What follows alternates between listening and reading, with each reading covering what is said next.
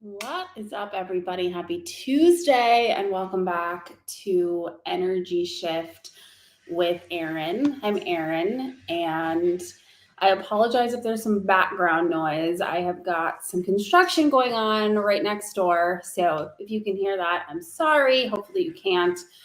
My pug just walked in too. I don't know if you can hear him breathing loudly, but that's Wallace, my 14-year-old senior pug, and my best friend who follows me everywhere I go. So I'm up in my office and he found me up here.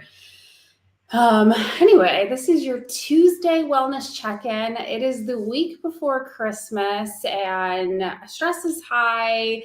Things are happening. Everybody's super busy. And we're starting to think about New Year's resolution. So I wanted to dive into that for a minute and just kind of help you figure out how to set smarter goals for the new year so that you feel like you can accomplish them. And by the time you look back this time next year, you will be in a way different spot than you are this year, no matter what it is. It can be health goals, it can be body composition goals, it could be financial goals, it could be education goals, whatever it is that you have.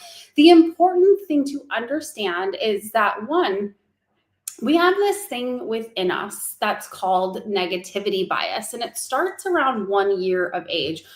When we start to identify the facial cues of our parents wanting to see them happy, have a happy reaction, and we'll do whatever it is to make that reaction happen. And as it translates to adulthood, we are essentially doing whatever we can to make ourselves feel comfortable and understand, or like comfortable and consistent within our patterns, what we can come to expect. So if we're thinking about that in terms of, let's say, a fat loss goal or a body composition goal, oftentimes we will self-sabotage. And the self-sabotage comes from that negativity bias because we have, maybe for years and years and years, you've tried to lose weight and it hasn't worked for you. That is what you've come to expect. And when you come to expect something, we as humans, as a survival mechanism, find comfort in that.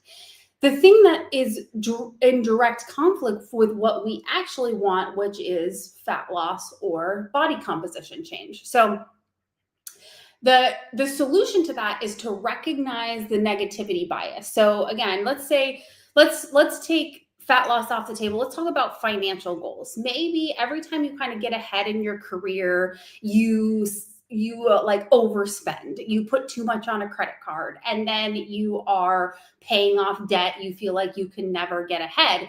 And that happens to you over and over and over again. And you're like, I don't know why I can't just stop doing this. Well, that's the negativity bias. You know what the outcome of feeling stressed about money is. And so you're comfortable there. Even though you're uncomfortable there, your brain and body know what to expect.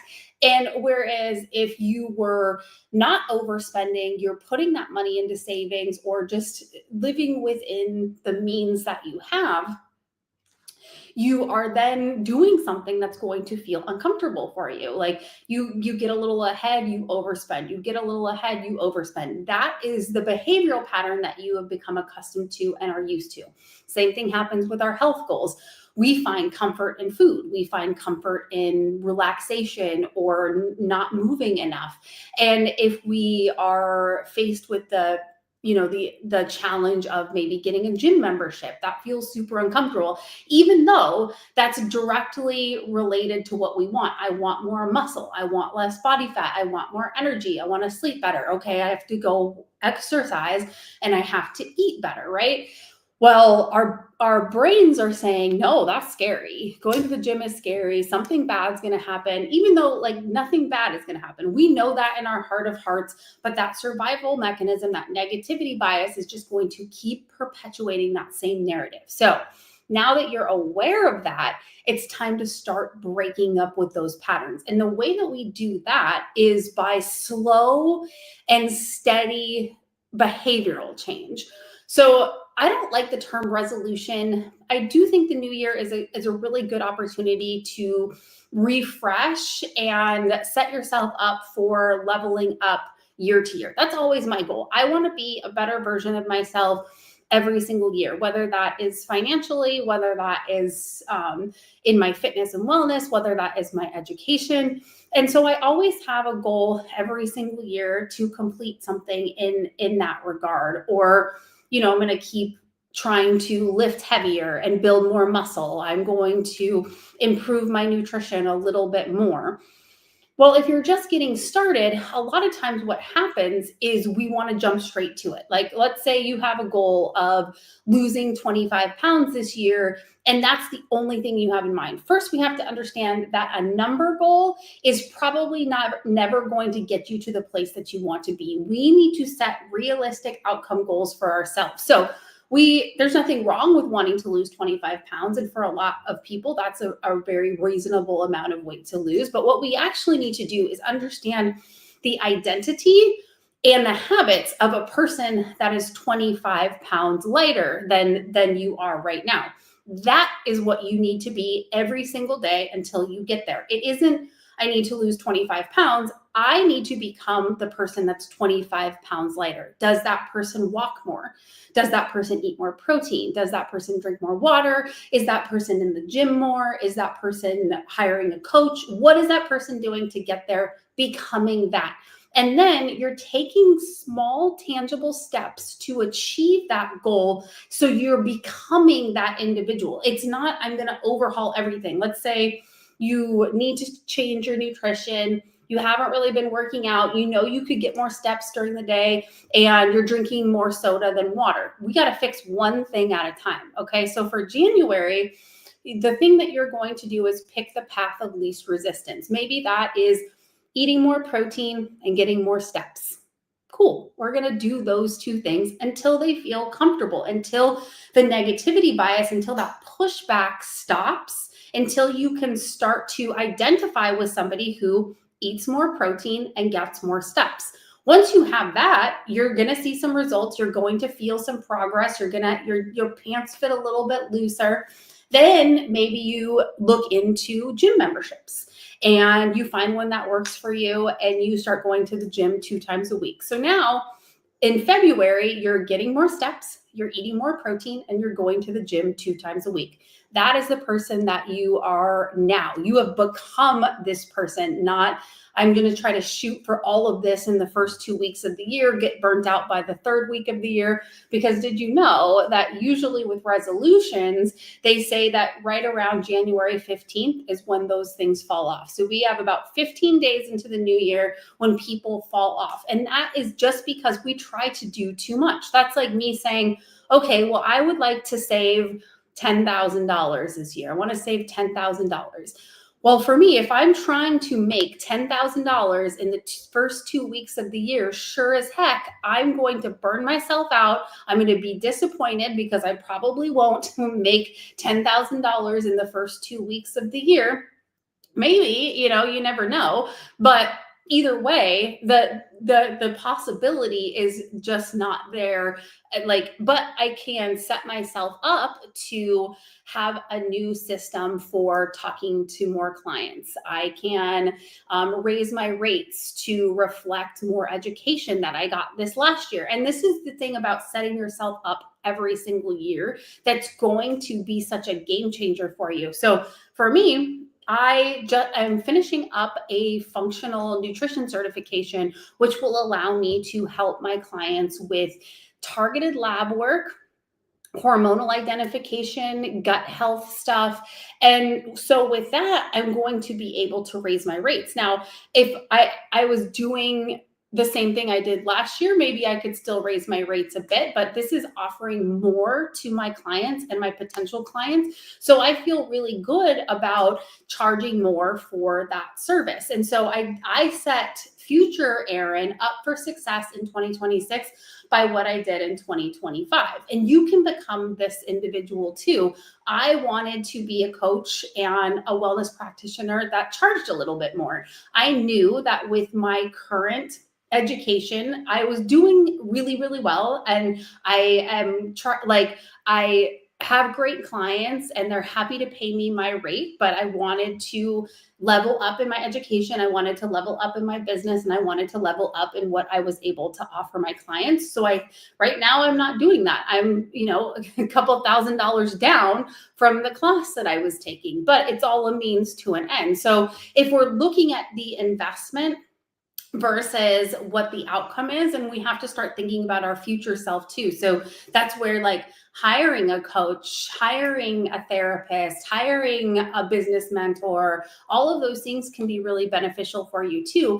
And it may feel like a step backward, like having a business mentor that costs $20,000 is holy crap, that's a big chunk of money coming out of the bottom line. But if they help you to make $40,000 the next year, more than you made the year before, you're up then $20,000. So the same thing can happen with your health and wellness goals. It can happen with your education goals. Like I said, maybe you've been wanting to go back to school and that feels scary because of the time commitment, the financial commitment. But what you will know is that the next year, when you get there, you have more education. So maybe you can, like me, hopefully take less clients, charge more money, offer a different level of service. So then I have more time and I have more financial resources. This is how we have to start thinking about our goals. We can't think I want to make multiple six figures right now, got to do it. I need to lose 30 pounds right now, got to do it, because it's not going to happen. We are going to be frustrated. We are going to get burnt out, and we're not going to get there. So it's small, tangible, realistic steps, hopefully not numbers based. For me, I would like to make more money and revenue in my company this year. I know what I made last year, and I know what my goal is to make this year. If I make $100 more, I will have achieved my goal. I know with my current level of education, I will far surpass $100 more. But again, I'm not setting myself up for failure by putting this unrealistic expectation in my mind. And I have the foundation to back up my goal. So maybe you have a body composition goal that you want to achieve this year. So you start now. Start right now. Maybe you need to just get more steps. And you know that you're probably going to be consuming fun foods, Christmas foods, maybe a couple more glasses of wine than normal in the holiday season. So right now is not the time to initiate fat loss, but it's the time to start becoming the person that you want to be, that is going to be 25 pounds lighter, or have more muscle on their body, or look fit and toned, or has a PhD, or has a more successful business. You have to start thinking in the context of what that person would do and does on a day-to-day basis and start implementing that. We don't become by seeking numbers. We become by seeking identity. And that is going to be the game changer going into New Year's resolutions, not starting hot and heavy, burning out, but thinking about, and I wanted to go back to school this year. That was one of my goals. I didn't pick a course until August. So 8 months into the year, I had been researching, I had been looking, I had been weighing out my options financially, and I finally picked a course in August that I completed, or will complete by the end of this month.